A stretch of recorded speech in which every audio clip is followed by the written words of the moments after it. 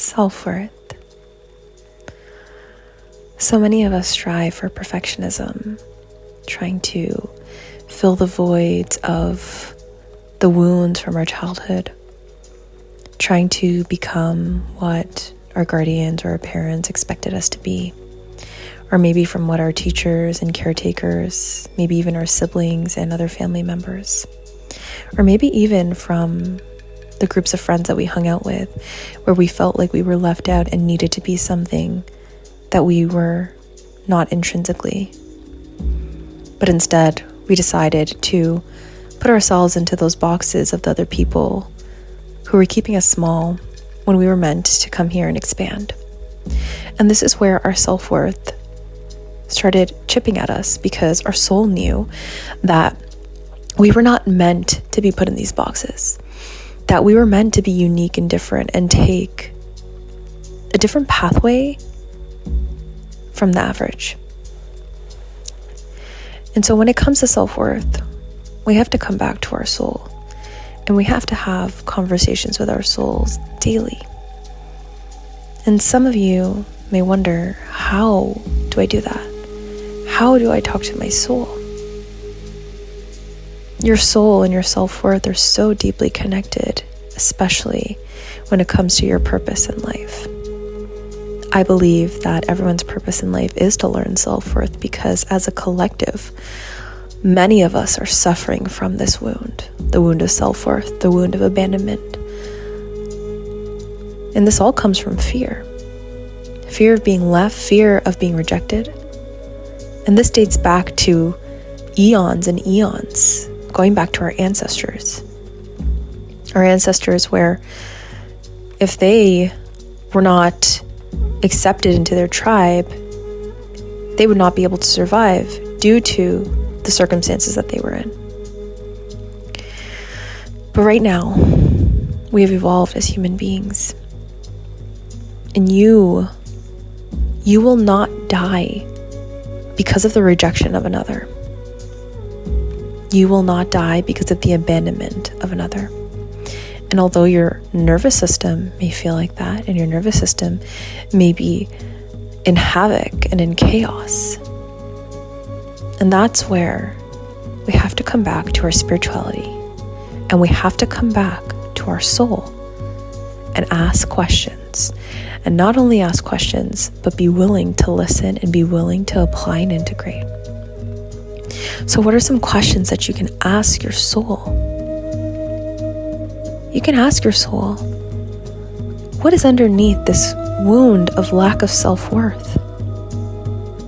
You may hear some answers around love, around attachment, around detachment. You may hear responses that may not even make sense, but take note of them anyway. Write them down, because as you evolve on your spiritual journey and your spiritual awakening, that you will start to make sense of it. You will find the answers, but you will only find the answers if you are willing to seek out the answers. And sometimes the answers may just come to you, and sometimes you might have to dig a little deeper. Sometimes you may have to sit still.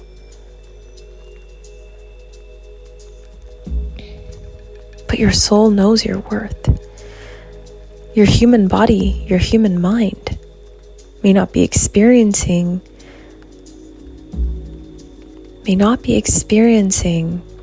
your true self-worth at your soul's level.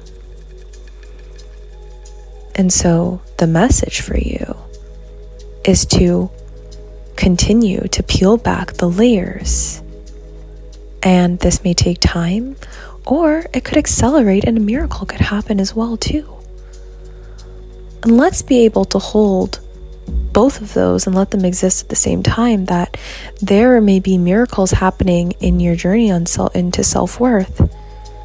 And it also might just take time, and it might just take phases and peeling back.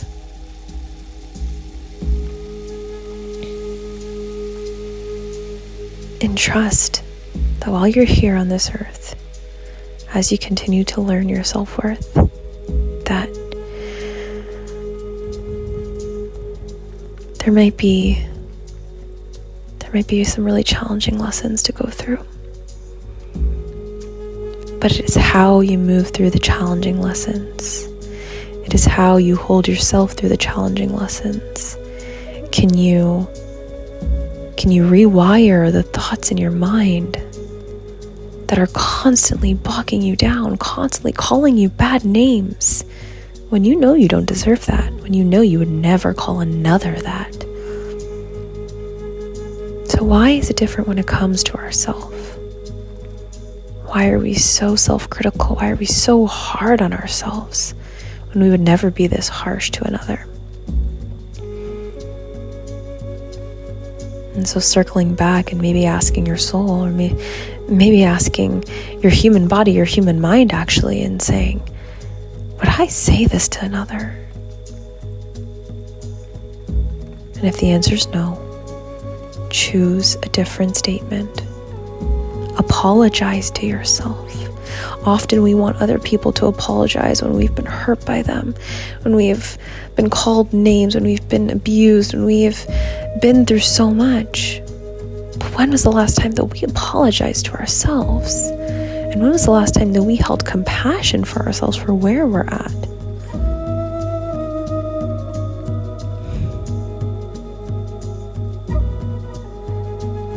When was the last time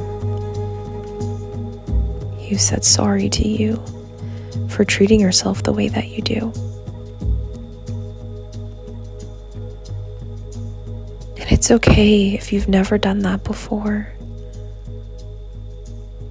But I want to welcome you and invite you to make more space for mistakes, even though there's no mistakes, but what we as humans call mistakes. I want to invite you to make more room for understanding yourself more and using your intellectuality and your understanding of why you show up the way that you do to help evolve your soul. Because if we do too much intellectualizing, we can still stay stagnant. Self-awareness can only bring us so far. It's the integration and the applying is what's going to move us in motion forward.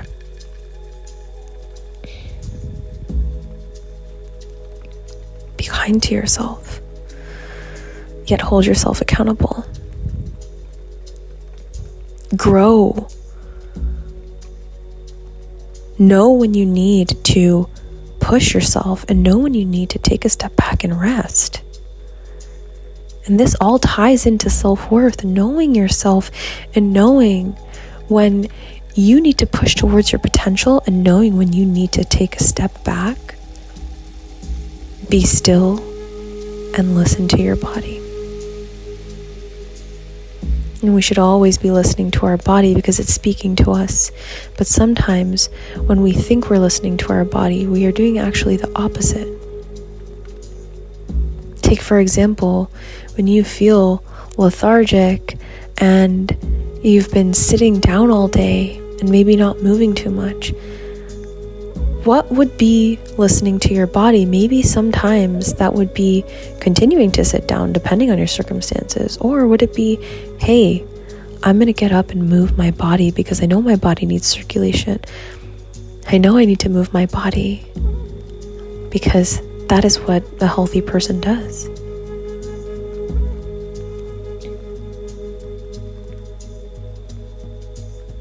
Maybe that would be another good question to ask your soul is, what would a person who's healthy and has self-worth do for themselves from moment to moment?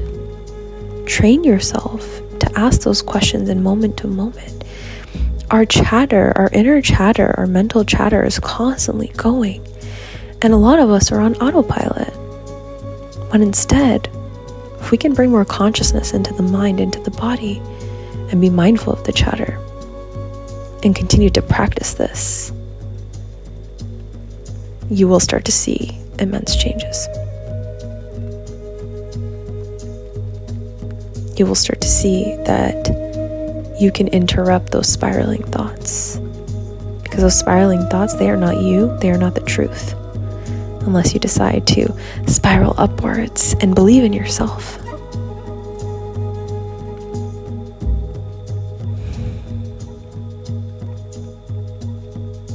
Remember your worth.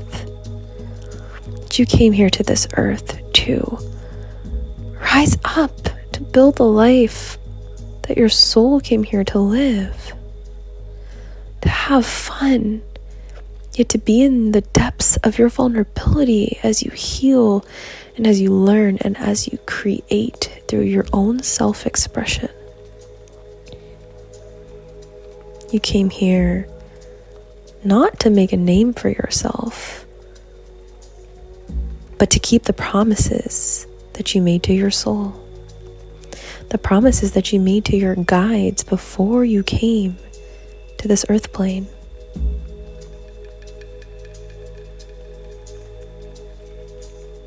And if you are in your integrity,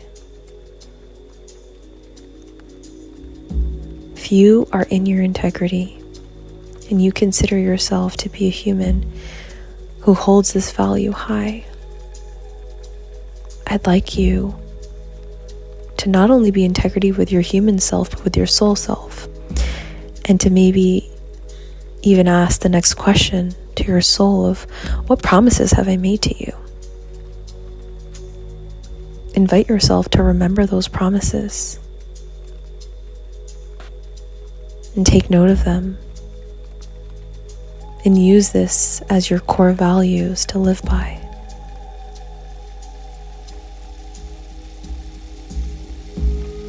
And how are these promises presenting itself in opportunities for you to keep it, to evolve? I can tell you that it's in your relationships. I can tell you that it's in your business or in your work that you do. I can tell you that it's in yourself, how you're treating yourself.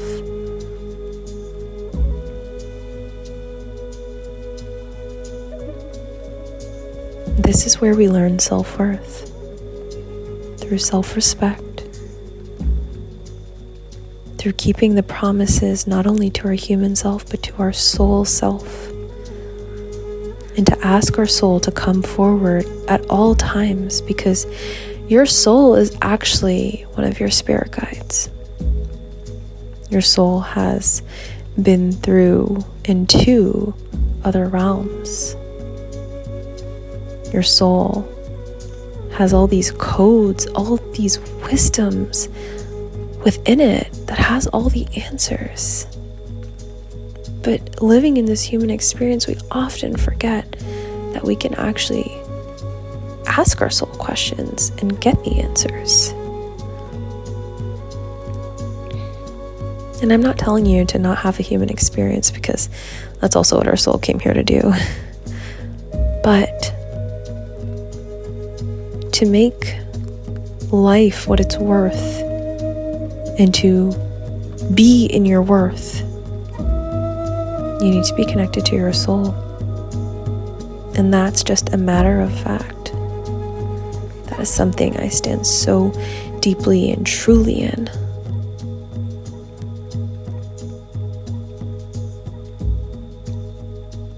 So I leave you with this. And I hope that you take this seriously, because your soul's work is serious. Your soul's work is the depths and parts of you that are yearning to be seen. Your soul's work is also the fun in life. Your soul's work is love.